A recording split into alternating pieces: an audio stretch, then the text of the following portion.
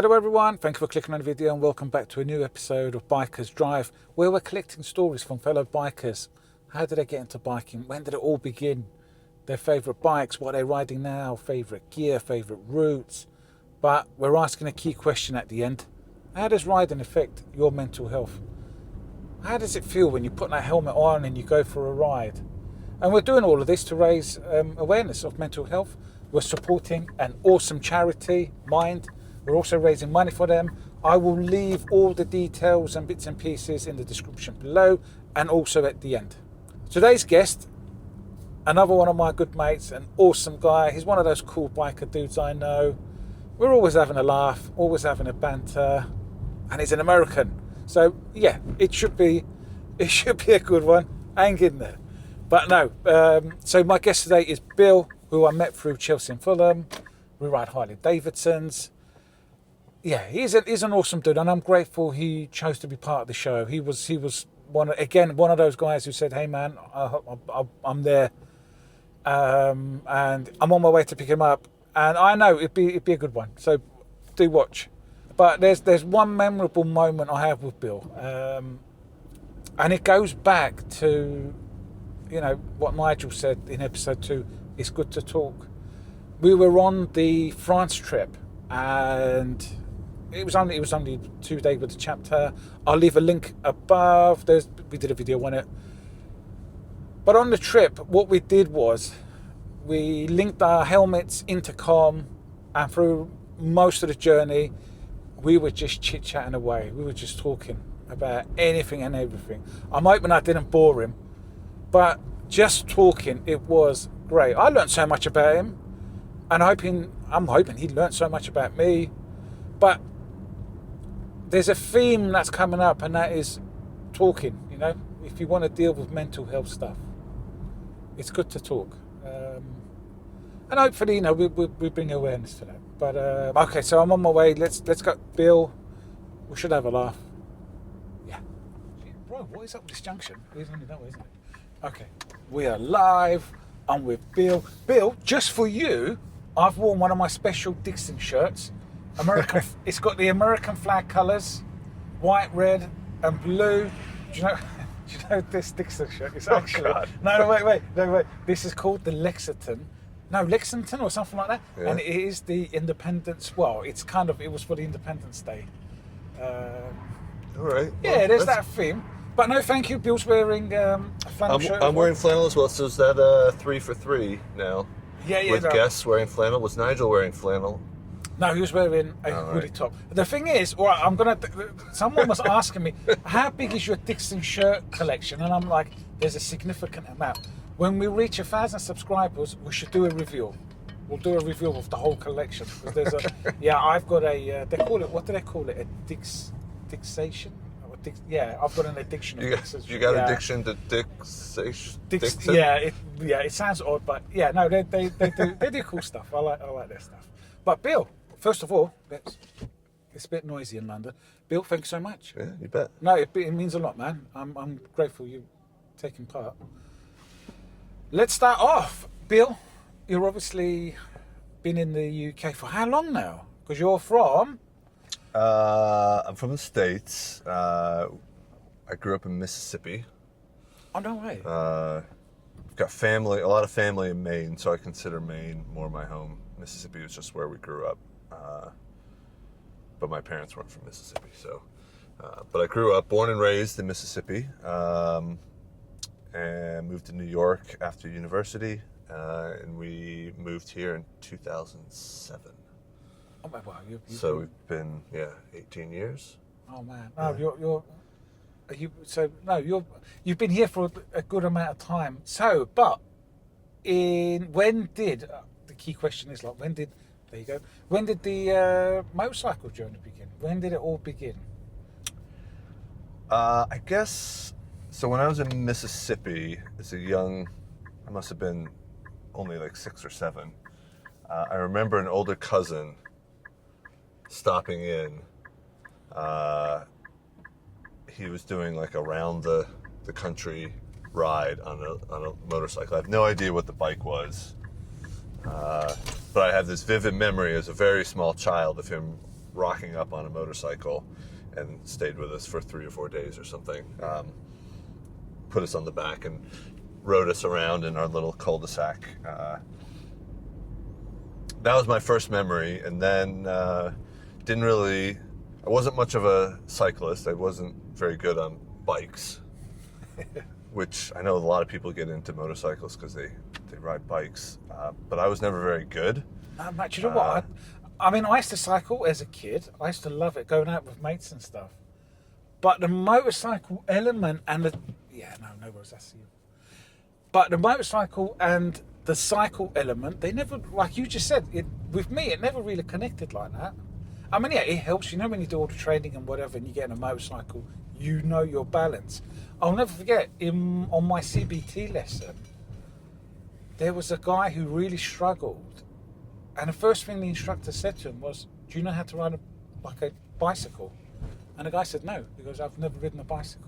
Because he really was struggling with, he really struggled with the balancing part. Right. And I think, from what I remember, they asked him to come back another day because it's a bit of a liability. But okay, so I mean, I was fine. I mean, I rode bikes everywhere, but like my friends, do dirt trails and jumps and all this stuff, and I was terrible at it. But fast forward, New York City. I was in the East Village. The connections to the subway weren't great, so it was kind of difficult to get around to different places. And so I was like, oh, you know what? I think a scooter would be a great way to get around New York. And so Heather and I, my wife, we went and took I think it was a weekend class. Maybe I think it was 2 days, and got our licenses. Super easy in the US. do you know what I'm always asking? Because the thing is, the guests I'm having, everyone comes from a different background, even different countries. Yeah. So how does it? Obviously, I'm guessing New York State and each state has their own different rule of getting a license. So if I'm like a 16, 17-year-old, do I do my driver's license, or can I just pass my driver's license and jump on a motorcycle? How does that work? So a motorcycle is a separate license, at least in all the places that I've lived. Okay. You have to have a special permission. Yeah. But I had my driver's permit when I was 14 and a half. Okay. In Mississippi. Whoa! So you can. Just because a lot of farming, kids need to be able to drive tractors on the highways and So stuff. And so 14 and a half, you could get a permit. So I had my license at 15. Okay. But with the permit, just out of interest, so with the permit, I'm 14 years old, I can drive a vehicle, but what are there must be restrictions. You have to have an adult in the car with you. Gotcha. Okay. That has a license. Okay. Maybe it was a parent, but I think it was just any adult over 25 or something like that. So you couldn't have your mate who's 18 or 17 and have a license and be driving around. But so super easy. New York, I don't remember if it was a 1-day or a 2-day weekend class, but basically like you sat in a little room and got told about motorcycle safety, took a little written test, and then there was a track outside, like a big large parking lot, and rode around in that for a few hours, did a basic skills test like being able to emergency brake and change gears, and then they said, all right, here's your license. So never went on a road on the motorcycle or anything. It was only within there's no formal exam. It's more like a course. Well, I mean, they were like, okay, weave between these cones. There was. Do you know what? I'm gutted. I tried to do a 360 footage when I'm doing these interviews, just so we can show you some of the crazy. There was just crazy stuff. we just witnessed something crazy. The camera doesn't work in the car; it overheats. I'm gutted, so I might have to stick it somewhere else. Like a suction cup or something. Yeah, somewhere else on the outside. So just for the viewers, a guy on a bicycle rode through the roundabout just with his hands up like this. Just random rolling all the way through. I mean, we're in London, so We used to it, I guess, but that was random. Yeah. So anyway, one day basically got my license, and then I was like, all right, cool. Went out, bought a scooter on eBay, an Aprilia, I don't know, 150cc or something. Yeah. And then for like a year, this was 2006 or so, 2005 maybe, just zipping around New York City on the scooter. How easy did you find it? I mean, I've been to New York. I've seen how crazy the traffic can get. But is it? I'm guessing you can filter. You can filter. People aren't expecting you to. There aren't many, at the time at least. There weren't very many motorcyclists. There weren't any bike paths or anything. There were cyclists, of course, but they were kind of crazy. Oh, I've seen people. Like serious cyclists back then. There wasn't like the commuter cycle. Yeah. There weren't many of those, so it was pretty Wild West. So it was dangerous, but again, you're pretty nimble on the scooter. And one thing, there was no parking anywhere. Like parking in New York City, of course, is insane. Yeah. But for scooters and motorcyclists, what people did is you would use wing nuts or Velcro on your license plate, and you would just I would commute on the scooter. I would pull up next to the bicycle rack, get off the bike, take my license plate off the scooter with Velcro, go to the office and come back and put the license plate back on, because they couldn't give you a ticket if there was no plate.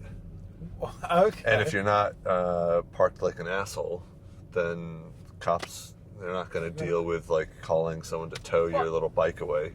But okay, so you know that's a parking space, right? Yeah. I'm just showing. There's a parking space right there. So something similar like that in New York, could you just park up with the bike? I think so.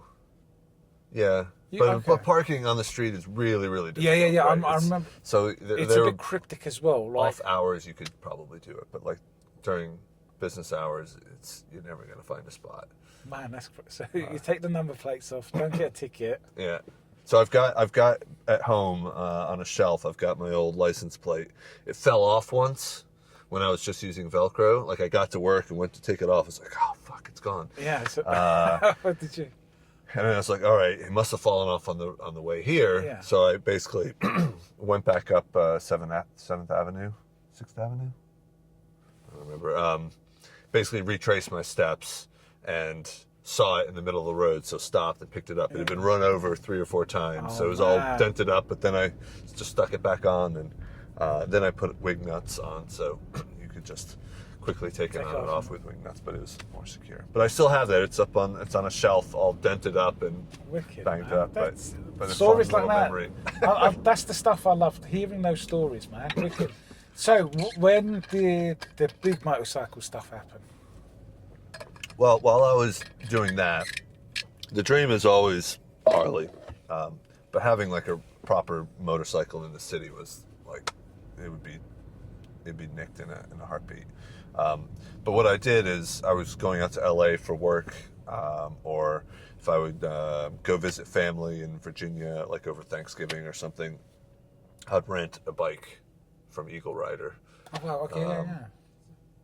And then have a motorcycle, like I'd rent a Harley and use it for a week in LA while I'm at work commuting, and then on the weekends, or we did like a grandmother tour up the East Coast visiting my grandparents and Heather's grandparents, and I got like a big Heritage Softail, and we just like rode around. So I was doing that, kind of like falling in love with Harleys. And then when we moved here, I was like, oh, well, all right, I want a motorcycle. So first thing we did is I bought a Moto Guzzi Nevada 750, because at the time Heather thought, oh, maybe, because she got her license the same time I did. Okay. We did it together, but she's actually never been on a motorcycle. She's never ridden her own motorcycle since coming off that parking lot where we got our license. So she's not really a motorcyclist, so she has her license. But she was like, oh, maybe I'll want to ride this motorcycle. So we got this little small touring bike, 750 Moto Guzzi Nevada. It was great, but it was small enough that she could handle it too if she wanted. And I rode that for 3 years. And then over COVID, a friend went out and was working on her license. Did her CBT, got her basic license, and I was like, someone I can go riding with. Why am I not doing this? Like, I'm sitting at home at COVID. I could have been out on the motorcycle. This is so stupid. So then I finally was just like, I'm going to do it. So it was surreal then. I remember riding into central London on the bike because I had enough. I couldn't, you know how it was, staying at home. And I sort of had an excuse because the work I was doing, I could say, look, I'm going to so-and-so site. I'm not interfering with anyone. I'm on my transport vehicle, backwards and forwards. Yeah. But I remember riding into central London. It was like something out of, like a poster, a zombie movie or something where you just went and there was like 1 or 2 people. And I'm like, this is Saturday, rush hour. Did you take photos? Do you know what? I'm gutted I didn't. I wish I'd documented it more with the bike. Yeah. There's like the odd picture I took, but I wish I documented that COVID period with the bike more. But, well, let's just hope we don't have anything like that again. Quick change of subject. Do you ever, when you're driving, do you just go into like a bus lane thinking you're on your motorcycle? No, there are moments when I try and filter like I'm riding the bike, but I'm in the car and it gets kind of interesting. And I'm like, oh, hold on. Oh, wait, no, I'm not. No, we're going to crash. We shouldn't do that. No, I've never. No, I'm. Bus lanes I hate, especially in London, because there's cameras everywhere. If you've missed the timing sign, we've got the signs that says you can use it, let's say between, 7 and 10 in the morning, so you can't use it.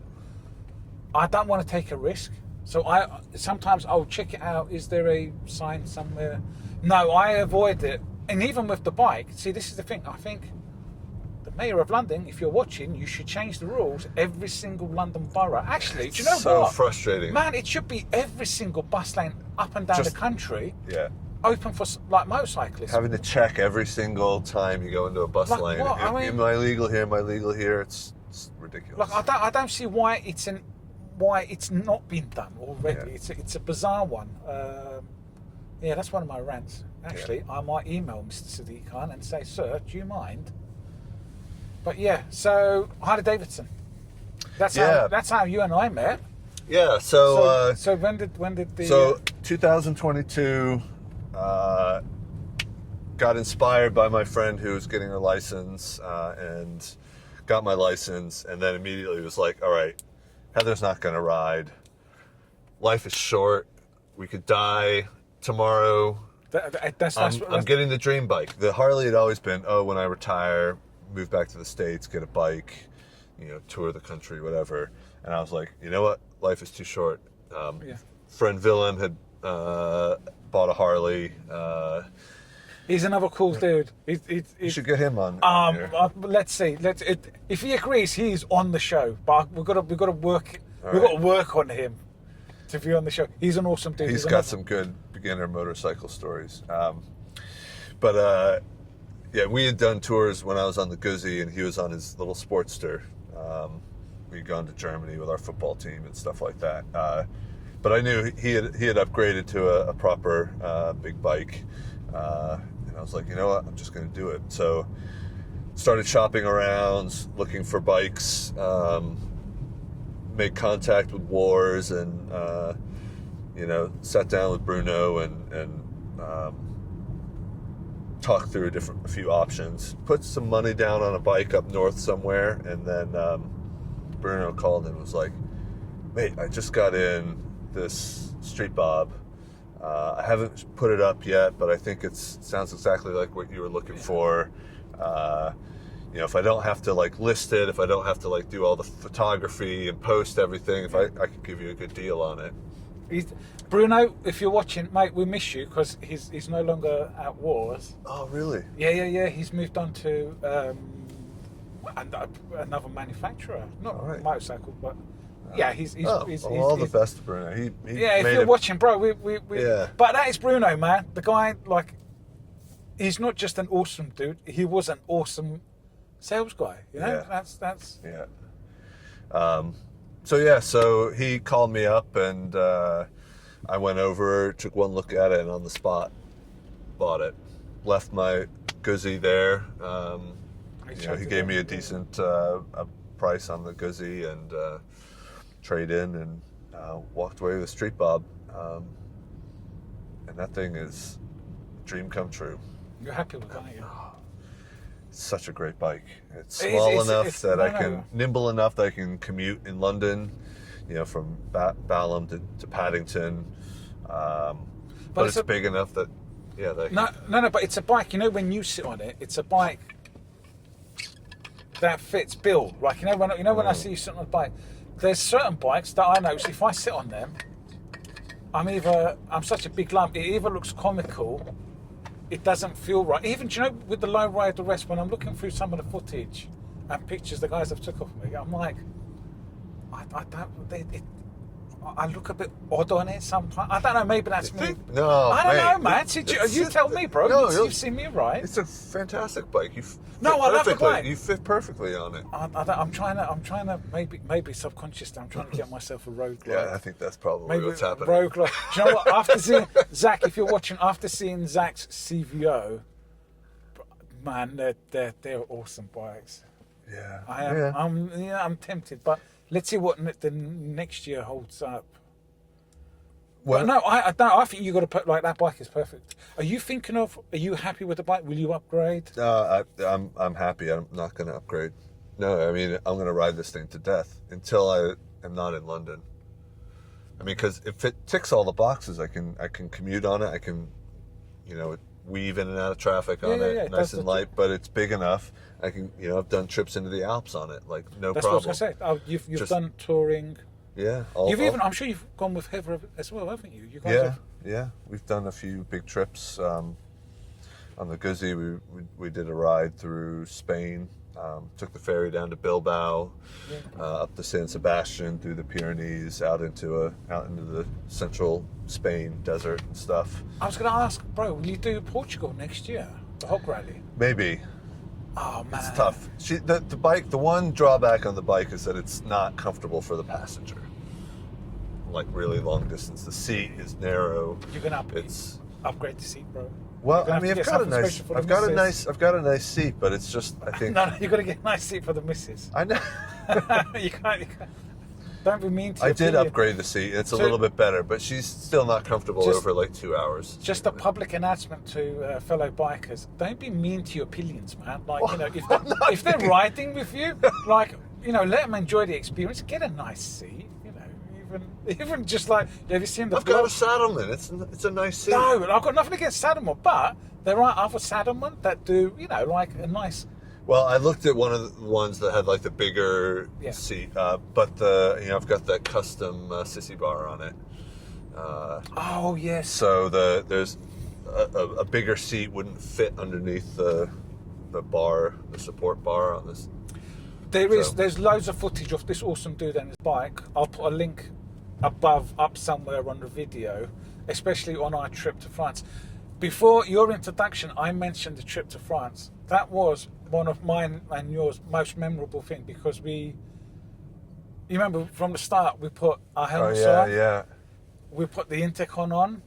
I'm hoping I didn't bore you, but what I loved, do you know what I loved, bro? No, bro. What I loved was we started off talking about random, like, we were just chatting away about the most random things, and it was like everything was flowing out. And it goes back to about mental health, talking. Honestly, I learned so much I know Bill, but the thing is, when we just did that chat in the helmets, there was so much more I didn't know about you. Yeah, well, it's just like an easy, comfortable way to chat, right? Like, It's not like we were talking constantly for 5 hours that we were riding around on the bikes. There's, when you have something to say, we'd say it, and otherwise we were just in our heads. It was cool stuff. It was awesome. I highly, fellow bikers, if you haven't done so and you're going to go touring with mates, riding with mates, get intercoms that link together. It just makes that journey, I don't know, I think it adds a bit more to it. It makes it a bit more special. That's we went through some really awesome routes, but I think the most memorable parts was you and I chit-chatting away. Yeah. Thank you, bro. I like, that Yeah. was good stuff, man. It was awesome. And, you know, of course, and Heather's got one too, so we chat on when we go riding, and that is awesome. But when you're by yourself, or if I'm like with Willem, he doesn't have it. Feel, bro, like, come on. So, yeah, and he just got a really nice helmet as well, yeah. Yeah, so he's interested now, but they are expensive. Yeah, but that was great. That was great. Beyond just like the ease it makes of saying, "Oh, I need to stop and get petrol," which I do because it's a street bump. I got to stop a lot. You've got to do all the weird hand signs, and then if something goes wrong, by the time you stop, and the other guy's gone off into the distance. But actually, talking about intercoms and gear, what is one of your favourite gear or a recommendation for fellow bikers? So, I mean, the sissy bar is perfect for me because it lets me strap things down to the bike. Yes. But honestly, I think the best upgrade I got was the extended caps on the indicators. Oh, on the Harley, right. So on the harley-davidson, if I find that, I know exactly what you mean. It extends the indicator part. Yeah, so If it I just find makes a picture, the button a little longer. Right, I will try and get a picture of it up without being copyright stuff with Harley-Davidson. But yeah, I know exactly what you mean. Seriously, that's interesting. You said that. I mean, it makes it safer because it's not as awkward at speed to hit the indicator. It's just like right there under your thumb instead of having to kind of readjust to like stretch your hand over. Do you know what interesting? Because the thing is, with the Harley-Davidsons, anyone who doesn't know, we've got indicators for the left on the left side, right on the right side. So it's not most of the manufacturers. They'll have one indicator that you do for left and right with just one hand. And when you press it in the middle, it turns off. So I get the thing is there have been, depending on the glove I wear as well. In the winter when you've got thicker gloves on, it was really awkward to like hit the button sometimes, and so then if it's a little bit more of a faff, then you don't do it, and then you're not indicating, and it just makes it more dangerous. So getting those extender caps, it's like such a small thing, but it just makes it easier, and you're safer. You'd think Harley-Davidson, why not just make that a standard feature anyway? Yeah. No, that's a good point, man. Okay, right. There is, in one of my other videos, I've mentioned it. It was the Halloween hanger for the Paulson Creative. I'll do a link above. I was riding through not long ago, and it was just autumn sort of colours and leaves and all of it. And I made the statement then. It was a good mate of mine, Bill. I've always said to him, if I do it, upstate New York, northeast states, we ride. New England. New England. Not this old England. The new one. So that is on my bucket list. I really want to do it with this dude, and I was just saying it before when I picked him up. But Bill, so you've travelled through the States. Actually, no. Let's do it into two parts. So the North American portion, and what you've done over here in Europe. North America, one of your favourite routes. Pacific Coast Highway. Oh man, don't. That's bro, stunning. Do you know what? I actually at the time we're recording this, obviously there's been the fires. There was a landslide. Landslides, yeah, taking out large portions of it. I haven't been on it recently in the last 10 years or so, probably, but I'm wondering if that's all open up. But that is like from so. Do you know what? Even I'd love to do it from San Diego all the way up to San Francisco. You want to do it the other way. You want to go south, so then you're on the ocean side. On the ocean. How far would you go? Washington State, Oregon? Yeah. I mean, I've not done that section, but San Francisco to LA is. Actually, do you know what? If you're going to do all of that, you might as well add a bit of Canada. Might as well. Oh man. Even a bit of Alaska. Bro, you might as well start off in Alaska. That's a trip. Okay, so you start off in Alaska. That'd be epic. Oh, man, oh my God, what's the big massive mountain range in Alaska? Starts with a D. Oh, bro, that's going to kill me. Help me out, Bill. Oh, jeez. The big massive mountain range. Oh my God, the big massive mountain in Alaska. dying. Oh my God, that's going to kill me. All right. We'll come back to it. We're going to come. It'll come to me when we stop. I'm going to do a Google search and I'll show people what I'm. We're gonna. I mean, the dream for me has been like when I retire. We're gonna go to the States. I'm gonna buy a big Harley, like, you know, a touring Harley, not a street bob, but something with a fairing that you can just eat miles, and ride around the country. And I just want like stop and see all the people I know that are spread across the country, and just do a full circuit because I've never done that before. And man, I hope. All right, I hope that works out. That's the dream. I did this place. I won't mention the name just because obviously the clients. The cafe or the one next the to pizza it. place. Yeah, I did This was one of my most problematic applications, but we got it. Nice. Yeah, that's pretty cool, man. But have you done the usual Sturgis Daytona bike week? No, none of that. Because when I had my license, it was only if I was traveling someplace for work or for a family thing, I would rent a bike. So and then maybe tack on some extra days to go riding somewhere. But all right, let's get it on video. Bill, we're gonna have to do Sturgis or Daytona bike week. One of those we'll have to do. All right. I hear they're crazy. I've never done any like really big bike events like that. So all my bike riding has been with small numbers of people. Yeah, we gotta go. Not like hundreds of thousands. We gotta do it. Or tens of thousands. Yeah, I'm up for trying something like that. Try everything once. Well, so other kind of big rides I've done.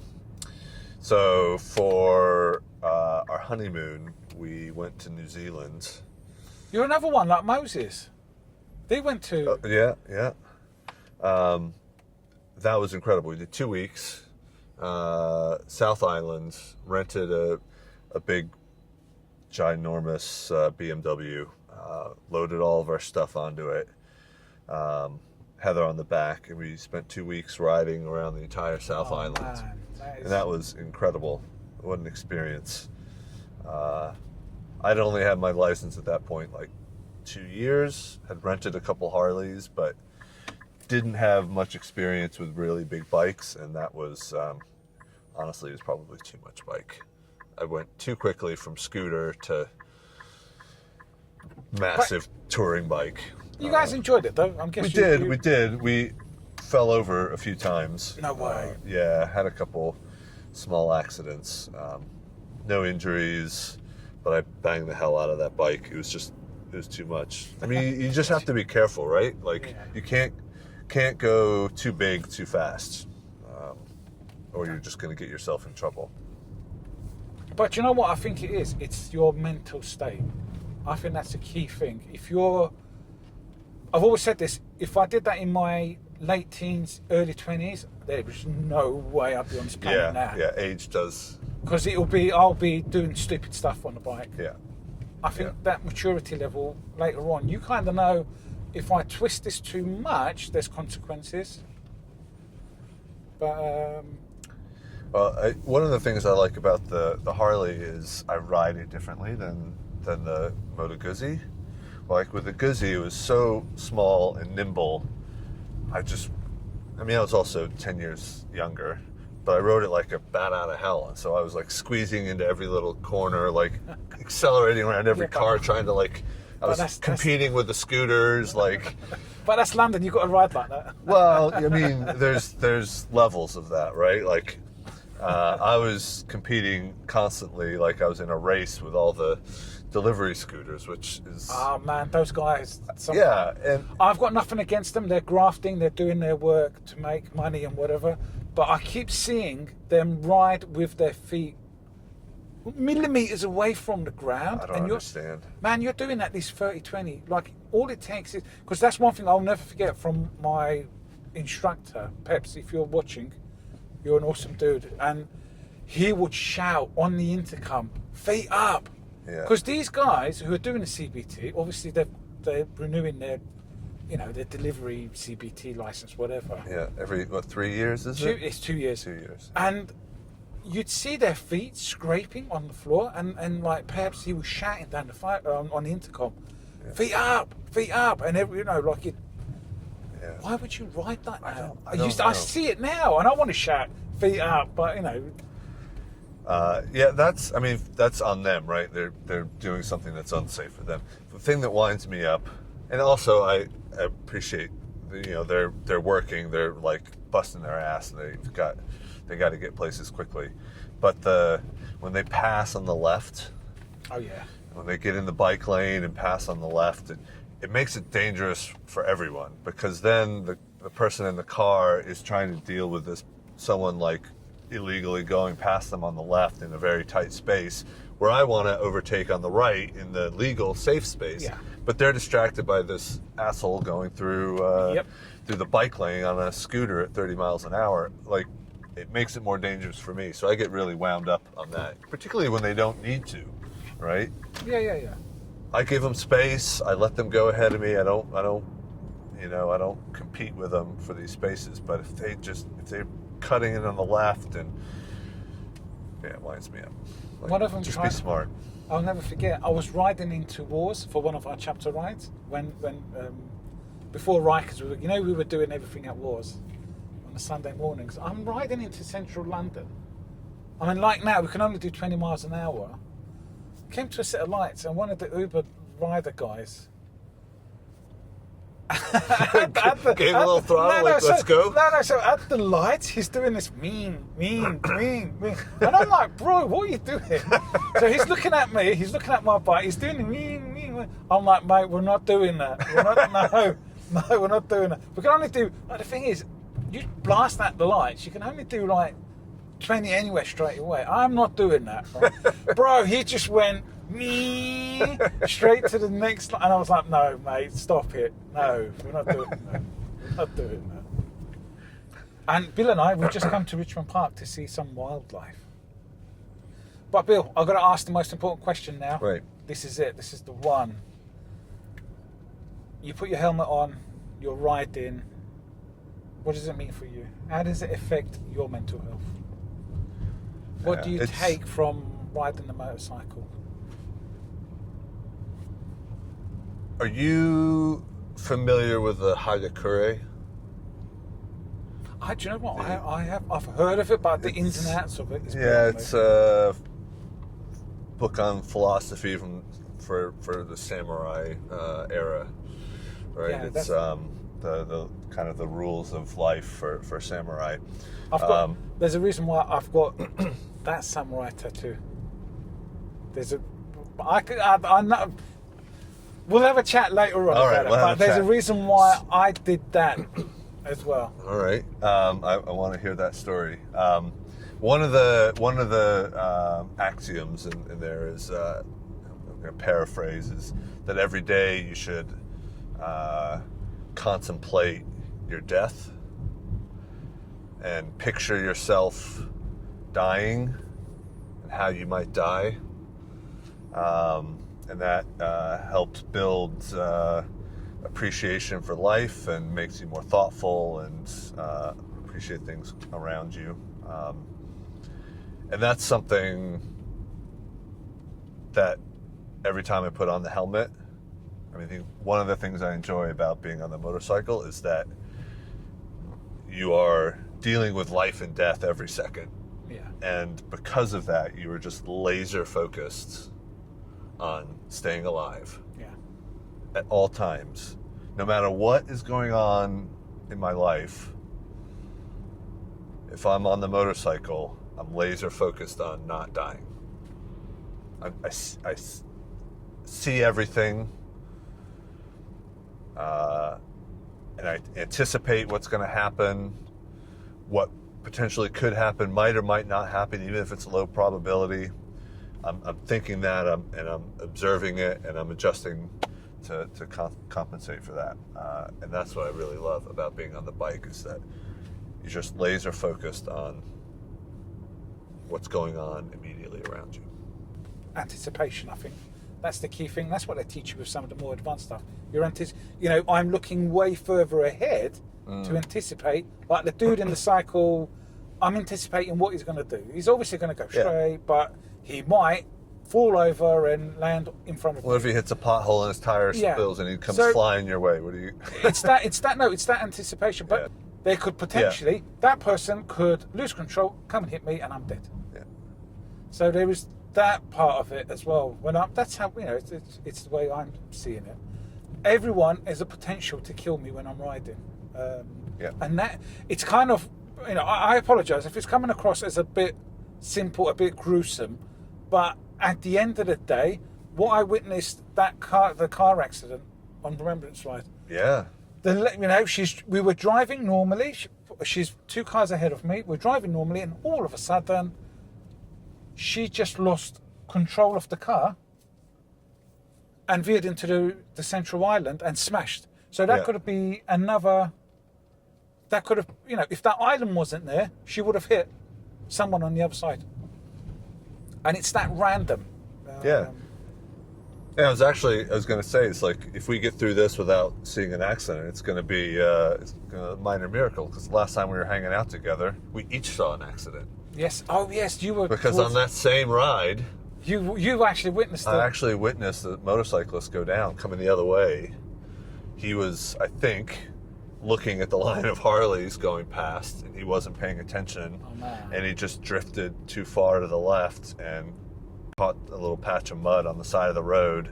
And right as he was passing me, caught the side of the road, and I looked in the mirror and saw him. He was all over the place. Down in the middle of the road, rolling down the road, his bike sliding away. Yeah, he's doing it now. So that's a guy on a scooter with his foot millimeters off the floor. Funny, going at speed, right? Like Yeah. like what are you gonna achieve man. with your foot down? If you lose control, like, you're just gonna lose your foot. But I don't get why you're putting your foot down anyway. Anyway. Yeah. So yeah, like moment of not paying attention on the motorcycle, boom, on the ground. He ended up being fine. That's what I was going to ask, actually. Some of the other hog riders behind me stopped and helped him, but I saw it, and that freaked me out. First hearing you in the car, the person in front of you, and then watching someone go down. But I think you hit a point, though. That is something we live with. Look, at the end of the day, I've said it before, we're literally on a metal frame, 2 wheels, a petrol tank, and an engine. There is nothing else around us. So the danger of having an accident is there all the time. It's real, yeah. But how do you feel? So, you've ridden, took the helmet off. Do you feel relieved? Do you feel relaxed? Yeah.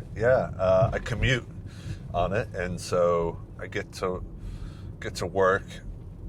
I'm wide awake. I'm in a good mood. I'm smiling, and I walk into the office feeling like $1 million. Bill, I've got to ask: have you ever met a sad motorcyclist? There is. We're happy at the end of the day, aren't we? You just have a grin on your face. I come home and mind you, no, Bill, no, finish off. So No. I was just going to say, the one time motorcyclist I peed off is you either come back to the bike or you're riding and you got a puncture. not happened to me. Oh man, I can imagine. I'll never forget. We organised a ride from the chapter. It was Johnny, Irakle, like the usual guys. We arranged a day and this to head over to the bike shed. Like a couple of years back. So everyone's like, yeah, let's meet up. We're going to meet up tomorrow. Bro, I go to the garage. I'm unlocking the bike. And what do I see? Rear puncture tyre. And I'm like, man, come on. The thing is, like, I could have, done a puncture repair and whatever. But I knew the bike had been sitting there for at least a week. With a flat. Oh, yeah. The issue is the sidewalls can get damaged like that if it's been sitting there for like a week. So I hadn't read it. The only time I read it was the previous Sunday or Saturday, I can't remember. And we were going to go on a Saturday or a Sunday. So it was a week it'd been sitting there. That broke my heart because I was so looking forward to riding with the guys, meeting up. Well, good on you doing the safe thing, right? And then you got to deal with getting a tyre. No one's got stock. Wait for stock. Getting the bike towed. So that's the only time you'll see a biker when they're depressed and sad.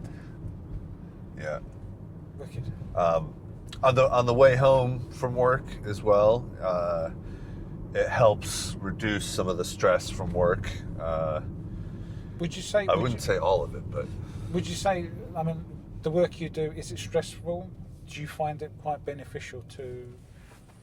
yeah, my work is stressful. I mean, I'm not a doctor. I'm not saving lives or anything, but I care about my work and doing a good job, and so I take it very seriously, and I want to do good, and it can be difficult at times, so I get stressed about it, and the bike certainly helps because it relieves stress. If I get on the tube, it builds stress, right? And so then you come home and you've got the work stress and you've got the transport stress. I've got nothing against our public transport. Like, let's be grateful we have something. Yes. But Peter, I'm thankful for the TfL. But the thing is, there's man, I'd never forget.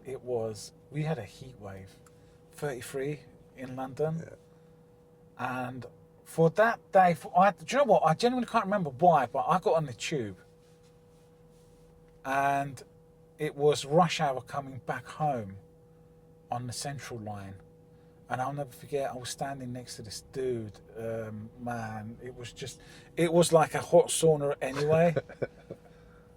Yeah. Yeah, oh God, I wish I had a motorcycle then. Yeah, it is what it is. But yeah, the idea of finishing work, jumping on the tube, when it's sardines in a tin can. Yeah. The other thing I love about the motorcycle is, we're getting on in our years, right? Okay. We're middle aged, right? Sketchy joints. When you get into your, I guess, like late 30s, early 40s, late 40s, it's difficult to find new ways to connect and meet new people. Yes. And buying the bike in 2022, the guys at Wars, John at Wars was like, hey, you get a free year's membership with Hog, and the big group rides aren't for everyone, but you should come by and give it a try. And I didn't for my first year, and then kind of on a whim, it was a nice day, and I was like, you know what, I'll go. Well, I'm glad you can, because we've met. Yeah. But now, do you know what? I've always said this. If you want to meet up, make new friends and whatever, man, jump on a Harley-Davidson, get your Hog membership, and join the chapter. It's a great group of different people. But I say it in a light-hearted way. But honestly, some of my dearest friends, like this awesome dude, I've met through our group, our chapter, the motorcycle group, and outside the chapter as well. Some of my other dearest mates, I've met through socialising with the motorcycle. That's another mental health benefit. It's not just the riding part. Making friends, you're being social. It's difficult to find new groups of people to interact with and meet and engage in a different way, and the motorcycle has been a godsend in that way. It's just opened up all these doors that... It's already an icebreaker, isn't it? You've got that common thing between you. And the thing is, you know what? When we do meet up with the chapter rides, we're not even talking about Harley-Davidson. It's not even... We're talking about other stuff. We do talk. We do talk about... No, but here's a case of, hey Bill, hey Bill, man, you all right? How things? How's the wife? How's work? We know what we don't talk about is work. Yeah. I literally have no idea what 95% of the guys do. No, it's never. It's wild. Like every other social situation you're in, it immediately turns to work. You meet someone at a party, and within 5 sentences, you're asking them about work. Oh yeah, I'm a merchant. Doesn't come up. I'm a merchant banker, and I deal with blah blah blah. Yeah, no, with us. Do you know what? I've been with the chapter since 2019. There are people I've known since 2019. I ain't got a clue what job they do, mate. I don't think I knew what area of business you were until that France trip when we were talking for 8 hours, straight. Yeah, I'm like, hey, Bill, I'm a so and so, and it just doesn't come up because there's so many other things that you're talking about. We've got all these other points of connection that it just very naturally doesn't come up, which is It's random. It's special, I think. Yeah, I love do you know it. what? That is interesting. Oh my God! You know what? I've never thought of it like that until you just said it. But you were right. I mean, look, 2019. There's people on there. I don't know what they do. I don't have a clue. Yeah. And they're dear mates, and I'm meeting them for whatever. You know. Yeah. Yes, it's natural. It's just, yeah, it's interesting. I find it interesting. It's sort of similar. I mean, I play a lot of football, and it's sort of similar to some of the relationships I have with guys on my football team. But Bill does something interesting, and that's something I found out when we're doing that ride. Bill, are you still doing the planks? oh, the planking. No, Man, don't tell me you gave up on it. But it's well, so the beginning of the year on January 1st, a friend and I, we did a 1-minute plank, and then we added 1 second a day to that plank, and I got up to 4.5 minutes. yeah. I'm going to admit it on YouTube, and or podcast, whoever's listening to this. If I get to a minute, that's a good day for me. You're doing 4 minutes? I was. Wow. It got to be a lot. It got to be. It's kind of boring. So I eventually stopped. I think I did one final push to see how long I could go, and I made it to like 5 minutes. Oh my God. And then it was like, my abs are killing me right now thinking about it. and I was like, I'm done. So I still do planks every once in a while, but getting up in the morning, I've found it's a great way to kind of wake up. So I try to do air squats, like 100 air squats in the morning, maybe a minute or two of planking, and then before like showering, brushing teeth, just kind of getting things going. Here's if anyone wants secrets of how to look youthful, Bill is your guy. No, honestly, but honestly, his activities and the things he does to keep fit makes him look young. We won't mention his age. I look older than him. No. But I look older than him, but I'm younger than him. You know what also helps? You've mentioned. I know what it is. You said it. Not having children. Oh man. They're special in their own little way. Yes, for sure. But yes. there are days when I think I said it when we're doing the chat. There's days when I think, right, that's why some animals eat their young. I get it now. Yeah. That's why I have a full head of hair. Well, yeah. Go on, mate. Go on, finished. No, Bill, you're an awesome dude. Keep up, man. Thanks, bro. You're awesome too. Hey, cheers, man. There aren't that many things that you can do to really clear your mind very quickly, and when you're dealing with very stressful situations, like I could always rely on the bike getting me out of my head. And when my father was dying, you're dealing with a lot of emotions, and honestly, being able to get on the bike, not only just the daily commute, but for longer trips on the weekends and stuff, it just really helped to be able to not have that weight just sitting on you all the time, and getting on the bike and riding, because you're always just laser focused on what's going on around you. All that kind of stuff can just sort of take a back seat for a little while. Yeah. Because it's a common theme that's come up. The idea that we're on the bike and it's a reset. You're resetting that stressful moment, let's say you've had, or the stressful day. It's not to say it cures it, right?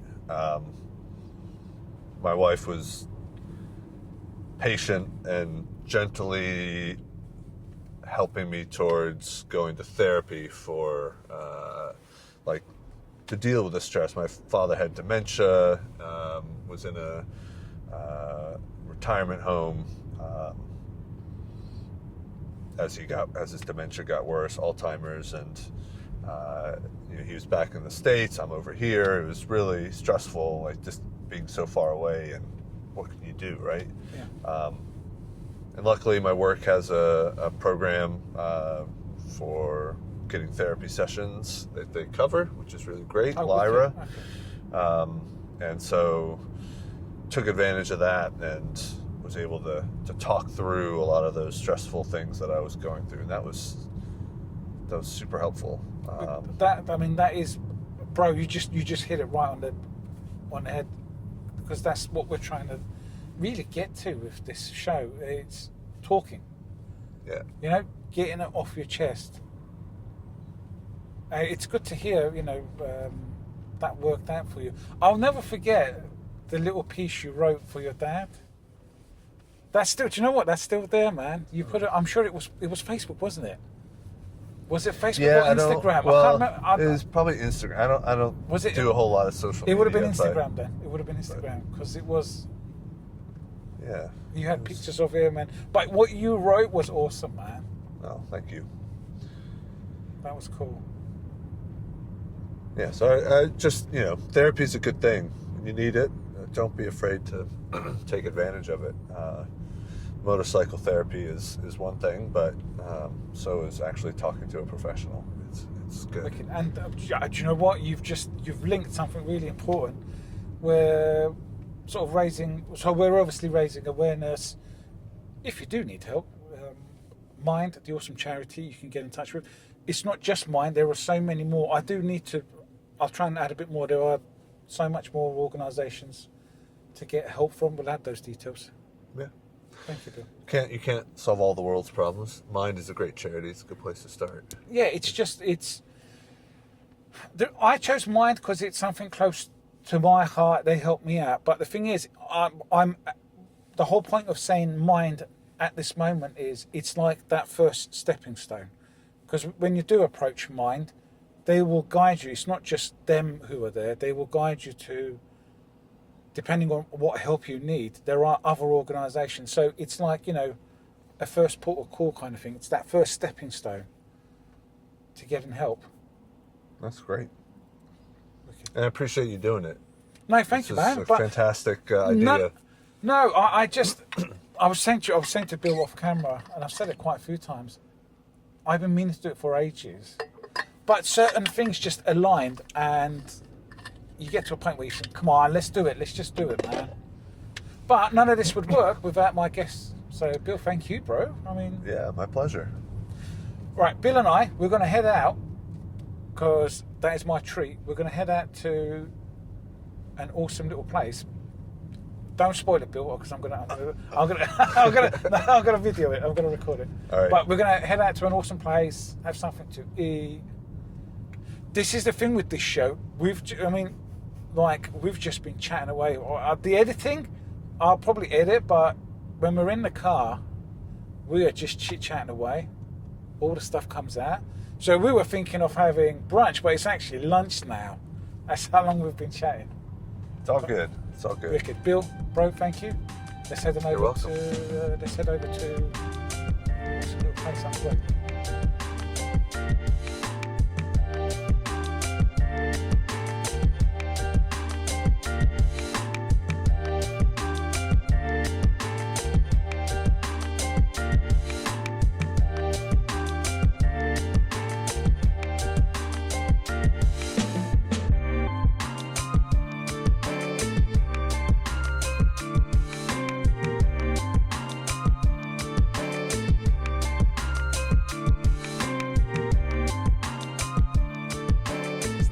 All right, guys, wrapping it up. Bill, bro, thank you so much. Yeah, dude. Like today has been, I've learned even more about this awesome dude. It's been fantastic. We've just had an awesome lunch at Heart of Balham. Heart of Balham. I will leave the details below. You would see some of the footage. That was one of the best chicken wraps I've had. The thing is, guys, I keep saying it's like this is the best, but genuinely, that was some of the best chicken wrap I've had. It's the company. It was really great. Really good coffee as well. Awesome bunch of dudes. They were really nice and friendly. Good vibe in there. I like that. Very local. Very local. No, that was really nice. If I'm in the area, I'm definitely coming back to eat from there. But a big massive thank you to this dude. A big massive thank you to his missus. Heather joined us as well. That was really nice. Yeah, man, you hit a couple of really good points, I think.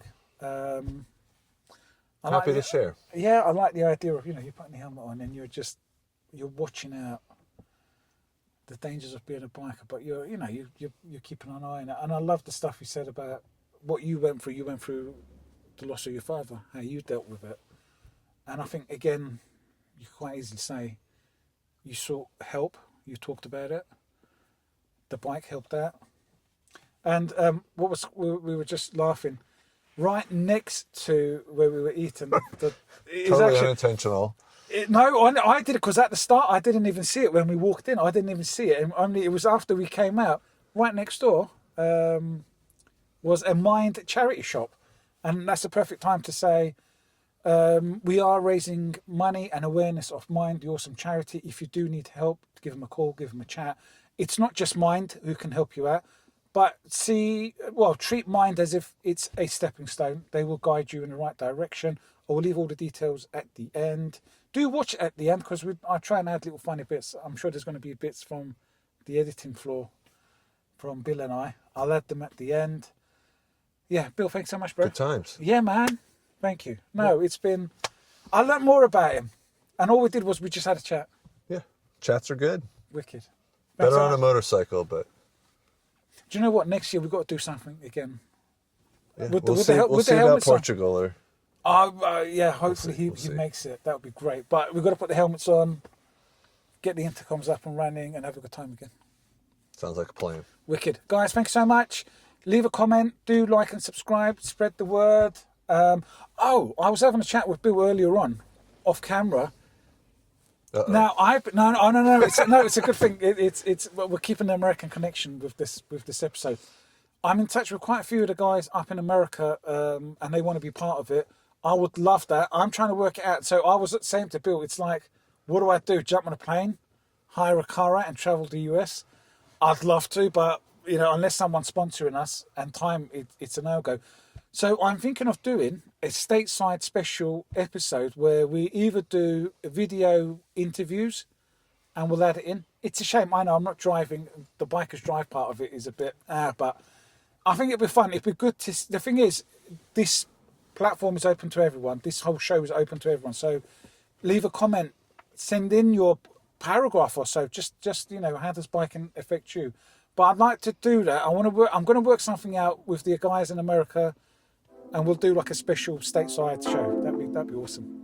Bill, Excellent. Thanks so much. Guys, Thanks, until Charlie. next time. No worries, man. Take care. Bye-bye.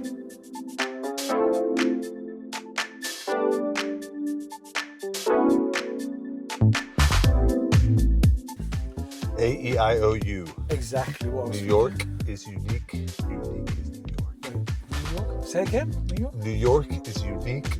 Unique is New York. New York? What? Where the fuck Or, was that? New York is unique. Unique is New York. Get your mouth working, your tongue working. Like rubber baby buggy bumpers. Rubber baby buggy bumpers. Oh my god, what was there was another one. Oh my god, what was the Sicilian sausage something? What, like the conversation we're having, guys? Just run. Accelerate quickly, like you just kind of get yourself in wherever. I didn't know the actual laws around it, but I could do it. Typical American. Yeah. I don't want to get into shit. No, I'll work it out. I'll do it so the editing. This is good material, man. No, it bloody is. I love it. That's why I'm laughing. I'm like, shit, this is good stuff. Thanks.